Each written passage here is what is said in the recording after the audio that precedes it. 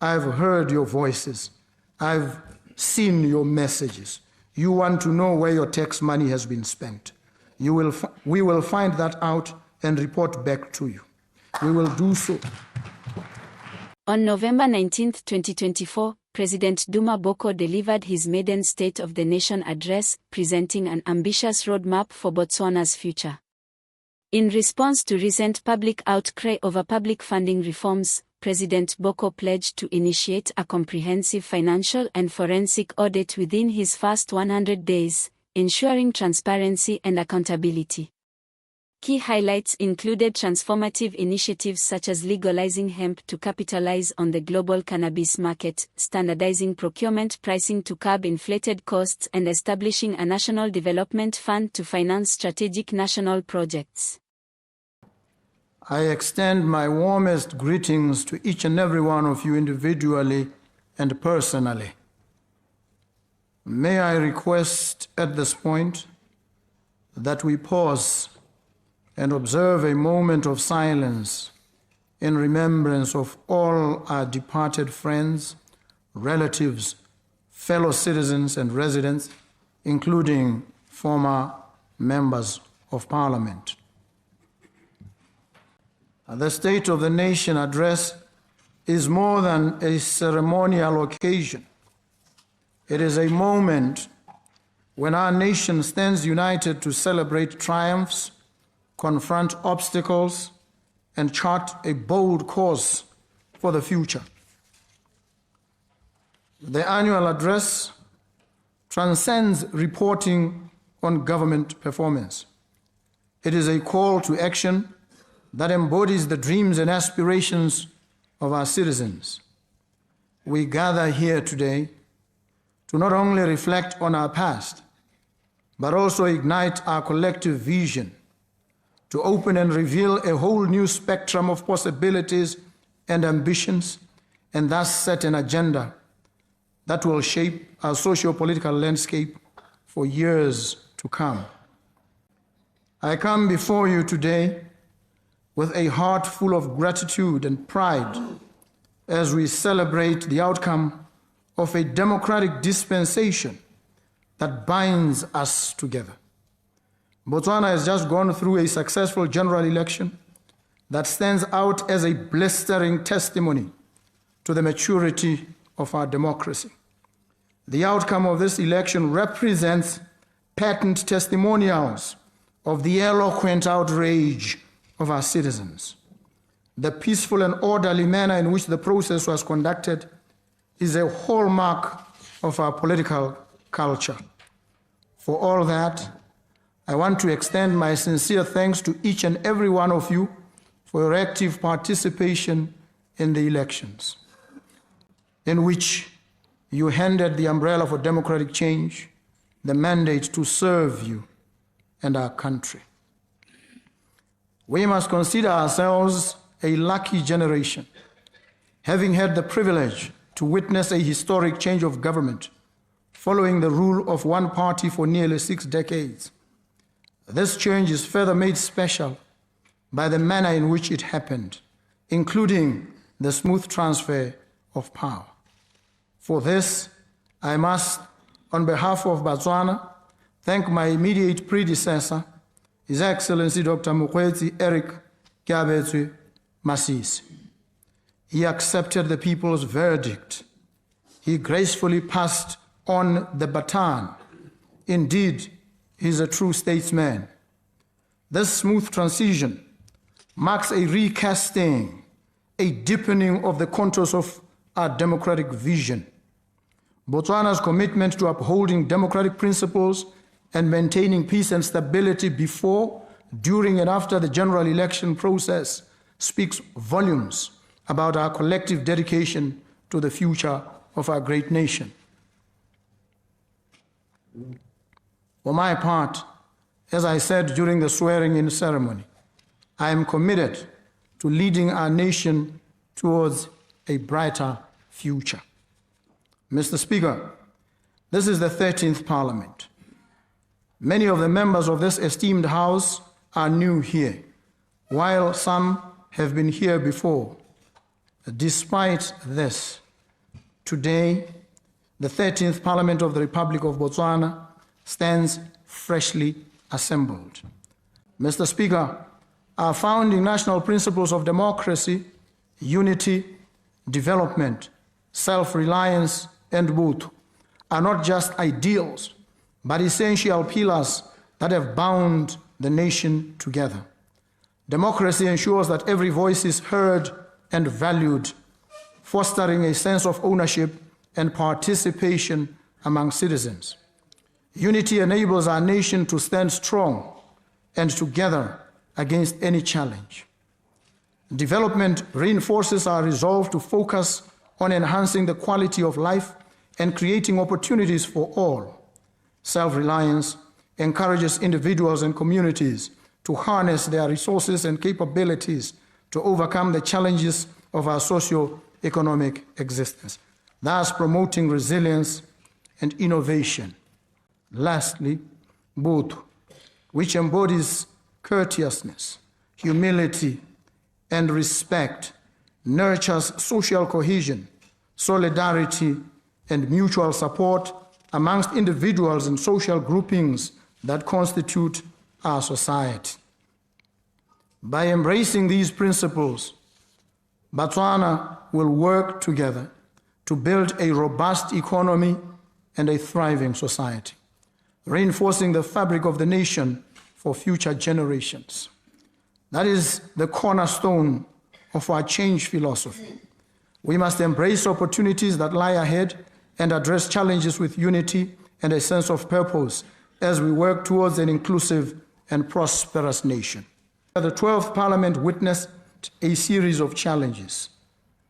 The COVID-19 pandemic, which claimed the lives of many Botswana and brought almost everything to a halt for close to 2 years. The drought that has affected this country over 2 consecutive years. Declining diamond revenues due to global market conditions. High unemployment levels, with overall unemployment at 27.6% and youth unemployment of 38.2% as at the first quarter of 2024. And the country going through the most painful and harrowing experience on the 28th of March 2024, when 45 Botswana perished in a road accident near Mamatlakala in the Limpopo province of the Republic of South Africa. We've inherited challenges left to us to resolve by the 12th Parliament.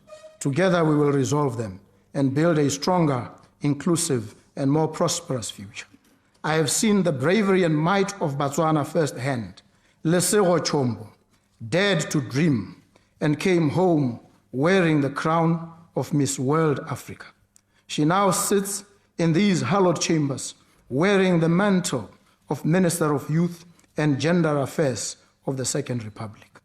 Litsile Tebogo and Ross Branch dared to dream and came home champions of the world. They dreamt big dreams, dreams of immensity, dreams of intensity. There is nothing, I repeat, nothing that Botswana cannot do. Mr. Speaker, the first 100 days. 100 days is not a long time. 3 months and some change. Already, I've had questions about what this 13th Parliament will do to fulfill our pledges and promises, and we made many. You want to know what this new chapter in the history of Botswana means for you. I treat these first 100 days with the courage, vigor, and seriousness they merit. As it is with any new relationship, first impressions matter. But unlike a fleeting dance under the moonlight, for this union to see the light of morning, consistency is key. I promise you that my first 100 days and my last 100 days will share at least one thing in common. That is, that each day will be treated with the same level of seriousness throughout. The first 100 days is a period of renewal and restoration. In the first 100 days, we focus on 3 interconnected pillars: restoring trust, revitalizing the economy, and building equity.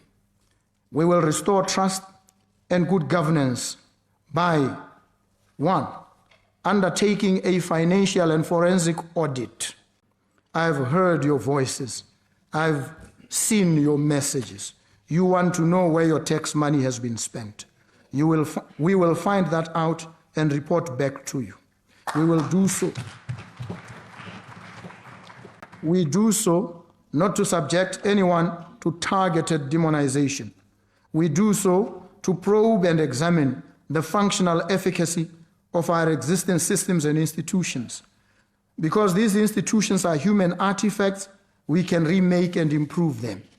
We must design and roll out a robust institutional repertoire properly suited to the demands and challenges of the unfolding future. Two, strengthening anti-corruption institutions. You want to know that your tax money is safe with us and that we will protect your money. We will fashion a robust, independent, anti-corruption agency with the authority to investigate, prosecute, and eliminate corruption at all levels. Additionally, we will create digital transparency mechanisms to enable citizens to track public spending. Three, increasing transparency in government expenditure. You want to know that your money is being used to better the lives of all Botswana, not just a few. We will publish a comprehensive review of public finances to identify waste, corruption, and inefficiencies, followed by a plan for corrective actions. Four, respecting human rights and upholding dignity. One of our people is unable to rest, far from his home. Country road, hear him yearn, please take him home to the place he belongs. These words hit my soul like bolts of lightning, and now they leave my lips, and they will carry the soul of a son of the soil home to CKGR, where he can finally be at peace. On International Human Rights Day, the 10th of December 2024, the body of Pitseng Rauberekwe will be buried in the Central Kalahari Game Reserve.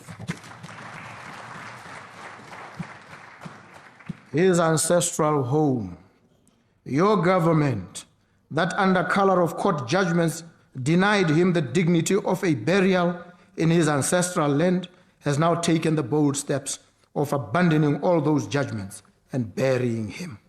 In this ceaseless quest to uphold dignity, we are unshakable.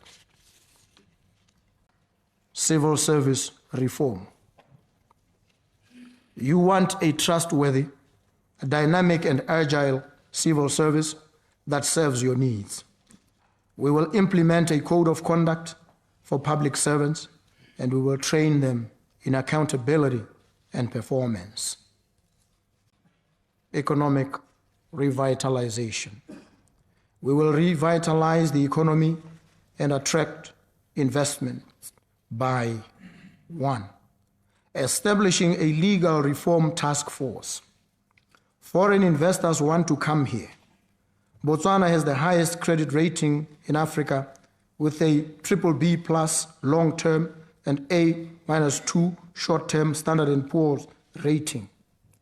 The only reason that they are not here yet is that there is a necessary bureaucracy in doing business in Botswana. This legal task force will draft key legal reforms to make Botswana an attractive environment for foreign and domestic investment. It will do so in the shortest possible time, as time is of the essence. Creating economic incentive packages. We will announce a set of incentives to attract investments in high potential sectors such as renewable energy, agriculture, tourism, and technology. We are committed as the government of Botswana to participating in meetings, incentives, conferences, and events, MICE, and will ensure that there is positive impact for Botswana. fast-tracking key infrastructure projects. We will identify and begin the implementation of strategic projects in transportation, energy, and digital connectivity to boost employment and economic activity. We are committed to working with local and global technology companies to rapidly prepare Botswana for the future. Engaging international partners. We will make our international partners aware of the reforms, opportunities, and new commitment to transparency and growth. On social development, we will build equity and social infrastructure by kicking off a national housing program. We will lay the foundation for an affordable housing initiative by mapping housing needs, identifying sites, and commencing pilot projects in urban and rural areas. Expanding social services access. We will launch immediate improvements in healthcare and education, starting with the most underserved communities. This will include mobile clinics, teacher training, and school refurbishments. Implementing youth empowerment programs. We will create opportunities for the youth through job training, entrepreneurship support, and internships in both the public and private sectors. Strengthening food security. We will partner with local farmers and farming institutions to improve agricultural productivity, including trainings and subsidies for essential inputs and modern farming techniques. Embarking on a national listening tour. I'm aware that the people of this country are smart, creative problem solvers. We will listen to you by conducting a countrywide tour to meet you, hear from you, and adopt your visions and goals and integrate them into your government's agenda. Launching citizen feedback platforms.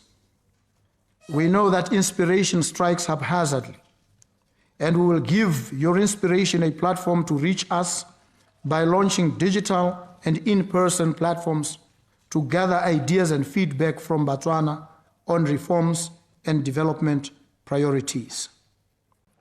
At the end of these 100 days, this administration will publish a State of Progress report to the nation. This document will outline what has been achieved, challenges encountered, and plans for the next phase of transformation. Regular updates will maintain transparency and ensure the government stays accountable to the people. This will not be an administration that delivers in the first 100 days, disappears for a few years, then resurfaces in the next election year, trying to buy your loyalty with short-term initiatives. These 100 days of renewal is not merely about quick wins. It is about setting Botswana on a sustainable path to prosperity, equity, and trust. Continuation from the first 100 days. Mr. Speaker, for too long, Botswana's growth potential has been constrained by outdated legal frameworks and regulatory hurdles. Investors, both domestic and international, require clarity, efficiency, and predictability to commit their resources. Without these elements, we cannot compete with nations that have created more business-friendly environments. In this regard, we will prioritize the following. 1, simplifying regulations, streamlining bureaucratic processes, and reducing red tape to make it easier for investors to set up and operate businesses in Botswana. 2, modernizing legal frameworks. We will update commercial, tax, and labor laws to align with global best practices, ensuring transparency and fairness in all transactions. 3, guaranteeing legal protections. We'll offer clear guarantees on property rights, intellectual property, and dispute resolution mechanisms to provide investors with the confidence they need. 4, incentivizing strategic investments. We will introduce targeted incentives in key sectors such as technology, renewable energy, manufacturing, and agriculture to attract investments that align with our long-term development goals. Attracting foreign direct investment is not just about capital. It is about fostering innovation, creating jobs, and transferring skills to our people. When the world looks at Botswana, they must see a nation that is open for business, fair in its dealings, and ambitious in its vision. Economic reforms must go hand in hand with social development. A nation cannot thrive when its people lack access to safe and affordable housing. The absence of a coordinated housing strategy has left many Botswana without stable homes, exacerbating inequality and stifling economic mobility. To address this, we will launch a comprehensive national housing program focused on the following. 1, affordable housing for all. We will work with local developers and international partners to construct housing that meets the needs of low and middle income families. 2, innovative financing models. We will establish low interest loans, rent to own schemes, and public-private partnerships to make home ownership achievable for more citizens. 3, sustainable urban planning. We will develop modern, well-planned communities with access to essential services such as schools, healthcare, and public transport. 4, revitalizing rural areas. We will ensure that housing programs are not limited to urban centers, but also extend to rural communities, fostering balanced national development. Housing is more than just a roof over one's head. It is a foundation for opportunity. It provides stability for families, boosts productivity, and stimulates local economies. A strong housing program will also create jobs in construction, finance, and related industries, driving immediate and long-term growth. Will attract investments and improve housing, for these must be deeply connected. By creating a legal environment that encourages investment, we unlock the resources needed to fund large-scale development projects, including housing. Likewise, a robust housing sector provides the stability and infrastructure that investors seek when deciding where to place their capital. Botswana's transformation requires bold, coordinated action. Legal reforms will lay the groundwork for economic expansion, while a national housing program will ensure that the benefits of growth reach every citizen. Together, these initiatives will not only transform our economy, but also uplift the lives of our people, restoring pride and dignity to our nation. Economic diversification beyond diamonds. Mr. Speaker, Botswana's reliance on diamond revenues has been our strength, but it has also made us vulnerable. The decline in diamond revenue by over 60% in recent years is a clear signal that we can no longer afford to depend on a single commodity. To secure Botswana's future, we must diversify our economy, focusing on sectors like tourism, agriculture, manufacturing, information technology, and healthcare. We know that Botswana receives more than 3,200 hours of sunlight annually and averages 21 megajoules per square meter, which is among the highest in the world. The potential of solar energy is immense. Botswana's climate requires robust solutions in the field of agriculture, so there is more food security. Botswana needs new industries in sports and entertainment because Botswana's creativity is infinite. Botswana needs factories for manufacturing. We must be able to say, we have products and goods proudly made in Botswana, by Botswana, for Botswana, and for the world. We will establish a national development fund. This will be a government-backed fund to finance strategic national projects, support key sectors, and act as a key partner for foreign investors. This fund will help us drive economic growth, reduce dependency on diamonds, and build resilience in our economy. We will promote local industries and develop sectoral strategies. Through the launch of the national sectoral strategies, we will focus on strengthening our agriculture, food security, and manufacturing. These strategies will promote agricultural innovation, develop infrastructure in rural areas, and support local producers. Reducing imports while increasing local production will be critical to creating jobs and fostering sustainable economic growth. We will reform local capital markets to facilitate financing for both public and private sector projects in local currency. We will launch a comprehensive reform of our capital markets, enabling businesses and the government to access affordable funding for critical projects.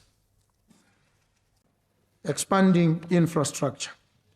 We will update and develop a national infrastructure plan focused on energy, logistics, and internet connectivity, critical pillars for modern economic growth.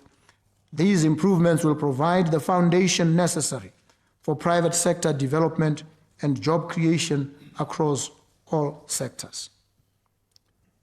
Job creation and skills development. Mr. Speaker, high youth unemployment remains one of the most pressing social issues. To ensure that young Botswana have the opportunities they deserve, we will prioritize job creation, skills development, and youth empowerment. Our initiatives will include 1. Vocational training and apprenticeships.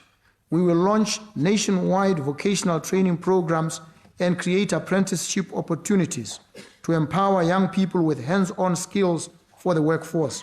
Additionally, we will provide small business grants to encourage youth entrepreneurship and innovation. Strengthening education and job market linkages. Through initiatives like the Government and Enterprise National Initiative for Employment, GINI, we will ensure that our education system aligns with the needs of the job market. We will also provide resources for young people to acquire the skills most in demand by employers in emerging sectors. The National Housing Strategy. We will launch the National Social Housing Strategy to address both housing shortages and youth unemployment.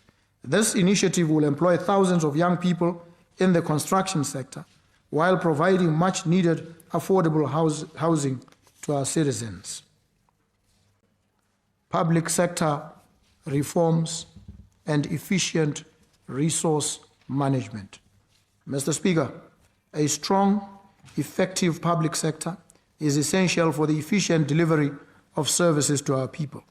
We will reform public sector institutions to make them more efficient, transparent, and responsive to the needs of Botswana. In the medium to long term, the following key work streams will guide our reform. The first, medium-term fiscal framework. We will design and implement a medium-term fiscal framework to ensure fiscal sustainability. This framework will help us balance government spending with available resources, restore fiscal buffers, and create the financial stability needed for long-term growth. Reform of state-owned enterprises. A review of key state-owned enterprises will be conducted to improve government and operational efficiency. By enhancing the performance of SOEs, we will reduce fiscal risks to the government and improve overall economic efficiency. Healthcare, education, and infrastructure improvements. Further action will be taken to improve access, quality, and efficiency in healthcare, in education, and infrastructure. We recognize that these areas are critical to social development and public trust, and we will invest in improving service delivery for all Botswana. Regional and international trade.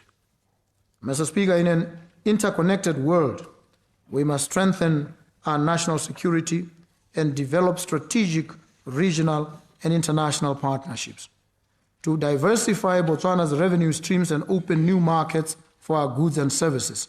We will, 1, access international capital. We will begin to engage with international credit markets to raise capital for government development projects. This will help us address fiscal deficits, finance infrastructure projects, and promote Botswana as a favorable destination for investment. 2, promote trade partnerships. We will work closely with neighboring countries and international organizations to explore new trade opportunities. High-level government visits will be organized to strengthen ties with key trading partners and attract foreign investment to our priority sectors. Environmental sustainability. Botswana is blessed. Our natural resources, our natural environment is one of our most valuable assets, and we must protect it. We will prioritize policies focused on environmental protection, climate change, mitigation, and sustainable resource management.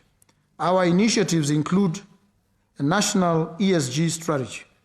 We will launch a comprehensive environmental, social, and governance strategy that emphasizes green finance and positions Botswana as a leader in climate action. This strategy will attract international capital to essential sectors like renewable energy, waste management, and conservation. Next, renewable energy initiatives. We will invest in renewable energy projects such as solar, wind, and bioenergy, reducing our reliance on fossil fuels and creating new economic opportunities for our people. Conservation of natural resources.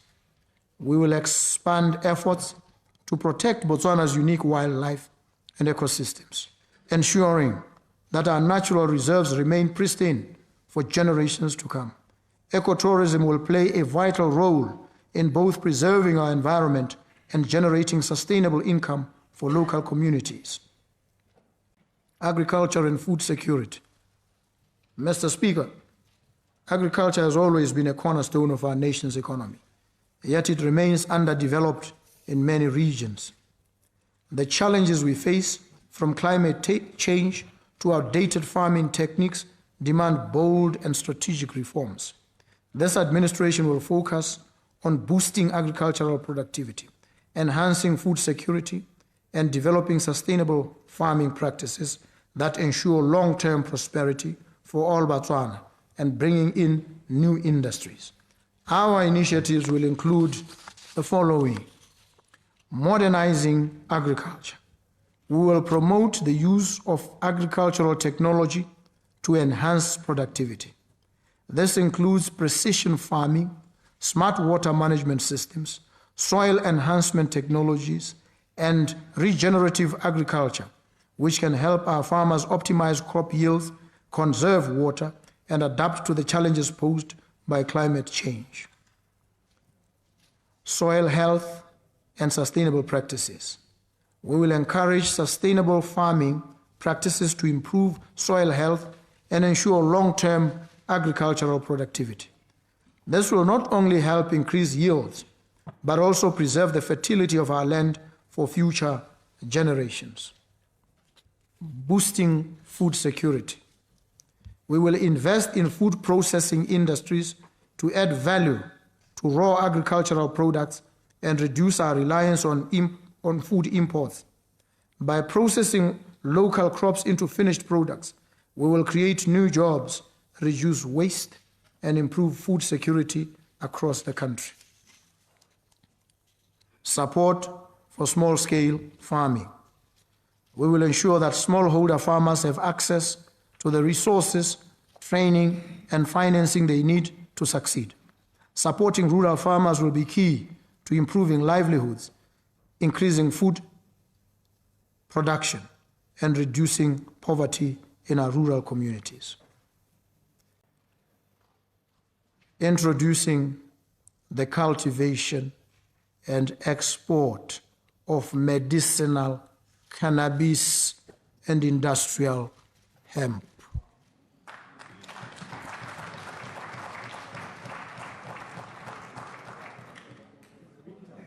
Through legalizing and regulating this industry, we will birth an industry previously unknown to our republic except through illicit trade. We will create jobs in this industry. This will facilitate the innovative use of hemp-based materials like hempcrete, hemp bricks, and hemp fiber panels. This will significantly reduce our dependency on imported construction materials and lower overall building costs. This will further push for the diversification of our economy. According to the global statistics, the cannabis market size was valued at $43.72 billion in 2022 and is projected to grow from $57.18 billion in 2023 to $444.34 billion by 2030, exhibiting a compound annual growth rate of 34.03% during the forecast period. North America dominated the global market with a share of 81.79% in 2022. Our forecast in Botswana is to significantly increase our GDP with cannabis and hemp-related products. Manufacturing and value-added processing. Mr. Speaker, in order to diversify our economy and create high-paying jobs, we must move beyond simply exporting raw materials. One of the most effective ways to do this is by investing in manufacturing and value-added processing. This administration will prioritize the development of key industries that process raw materials into finished products, creating jobs and increasing the value of Botswana's exports. Our initiatives will include encouraging industrial growth.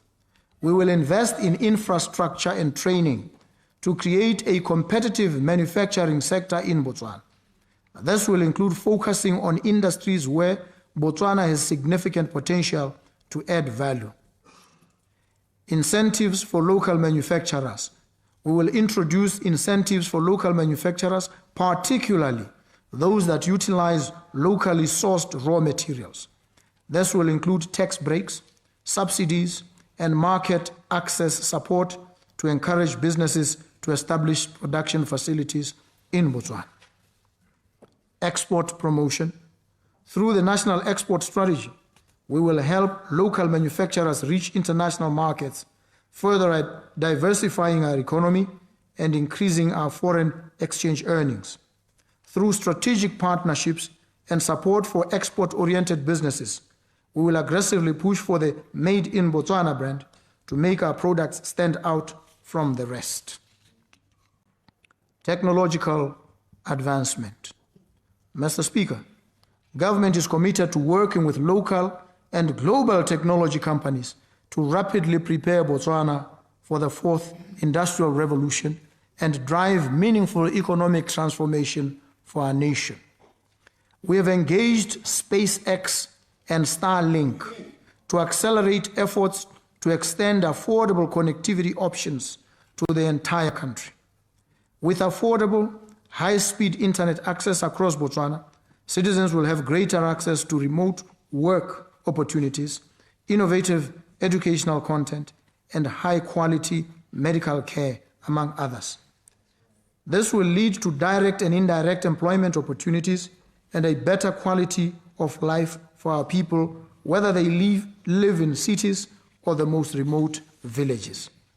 Starlink's planned infrastructure investment in Botswana will help transform Botswana into a digital hub for the entire SADC region, leading to increased employment opportunities, attracting further investment from global technology companies.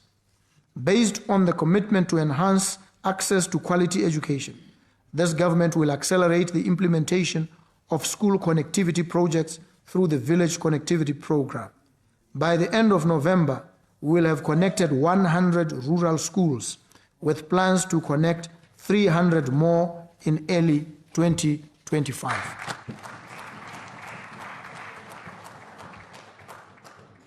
Healthcare. Mr. Speaker, our physicians, nurses, allied healthcare professionals, and administrators are often overlooked. Yet day by day, they dedicate themselves to serving our people in their most vulnerable moments. Mr. Speaker, I want them to know that we value them, we appreciate them, we love them. This government is committed to providing them with the support they need to better serve the nation. Together we will build a system that not only treats illness but promotes health through predictive and preventative care. We will roll out multiple initiatives to realize this vision. 1, a national mandatory health insurance scheme.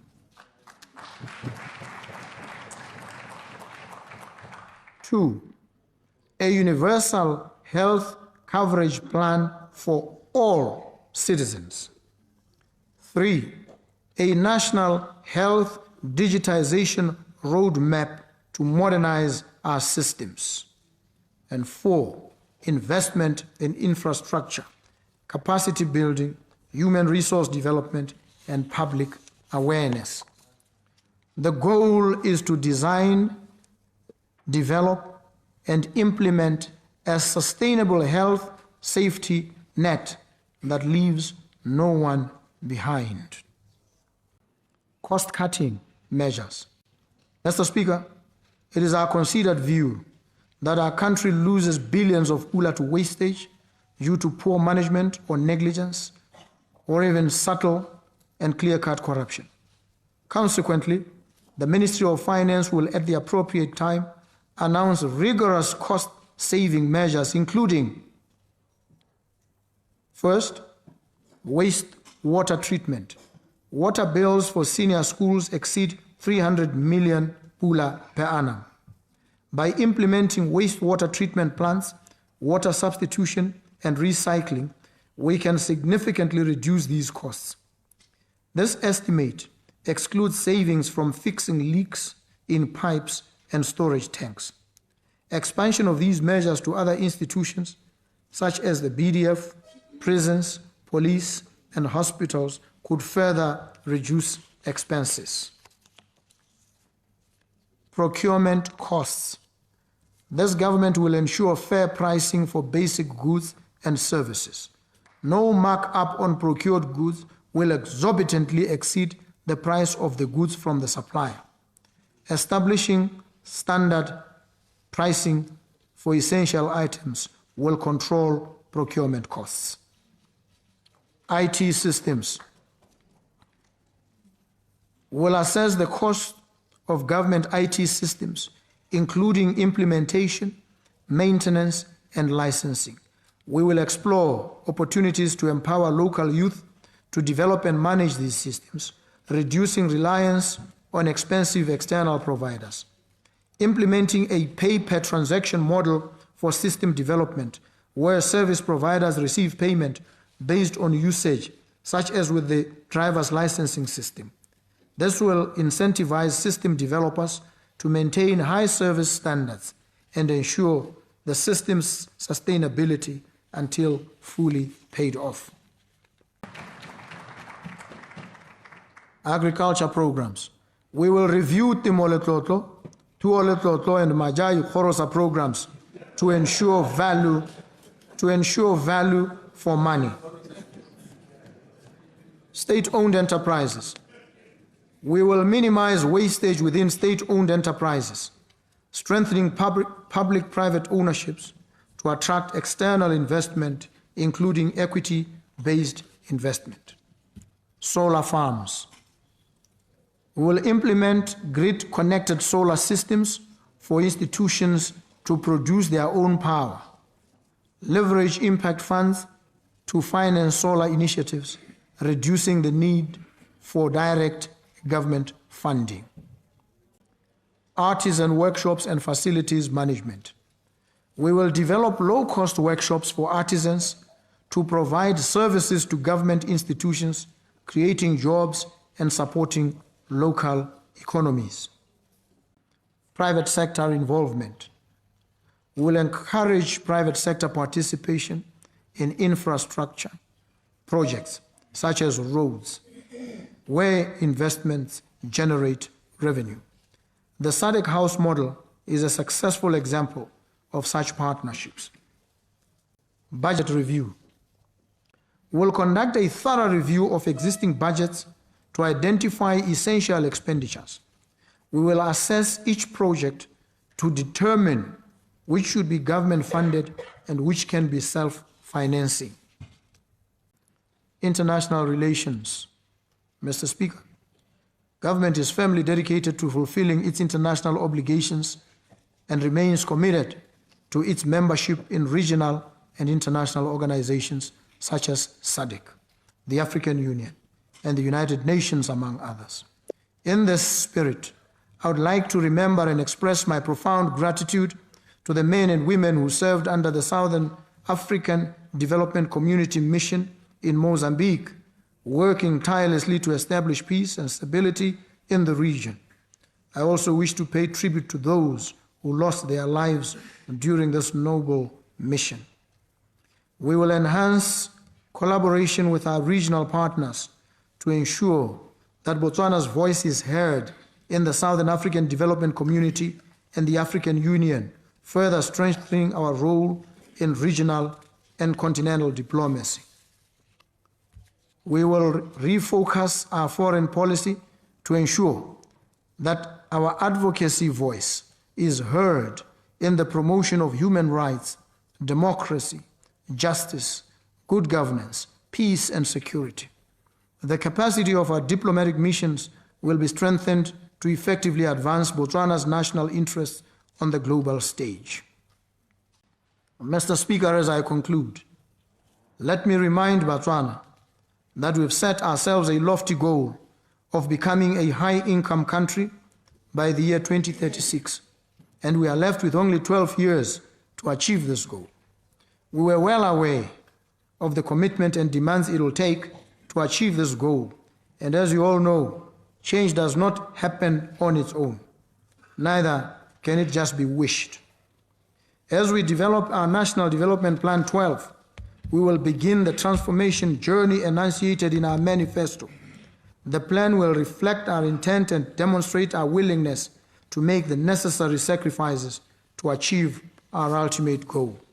As a society, we must be prepared to do things differently if we are to achieve different results. Let us remember that what kept us as upper middle income will not necessarily take us to high income. We will therefore put in place systems and processes that engender a culture of meritocracy aimed at transforming our government to become more agile and accountable. I appeal to every citizen and resident of this country to commit towards putting our nation, our Botswana, first in everything we do. Equally important is for the private sector and civil society to take their rightful roles to become the drivers and guardians of our development. The challenges we face are significant, but they are not insurmountable. By embracing bold reforms, driving economic diversification, investing in our people, and ensuring transparency in all government actions, we will build a Botswana that is resilient, sustainable, and prosperous. This is the Botswana I see, a nation where opportunities abundant, where young people have the skills and jobs they need, and where our natural beauty is preserved for future generations. Let us come together, as we always have, to build a brighter, stronger future for our nation. Bagaetsu, we have the responsibility to ourselves and to each other to make our aspirations a reality. On my part, I commit to spearheading the transformation of our government, society, and economy. This is therefore a clarion call for national transformation. Fatseleng, ke la rona rotlhe bagaetsho, a re le tshwaraganeleng. God bless you all. God bless Botswana. Ya leboga. Pula.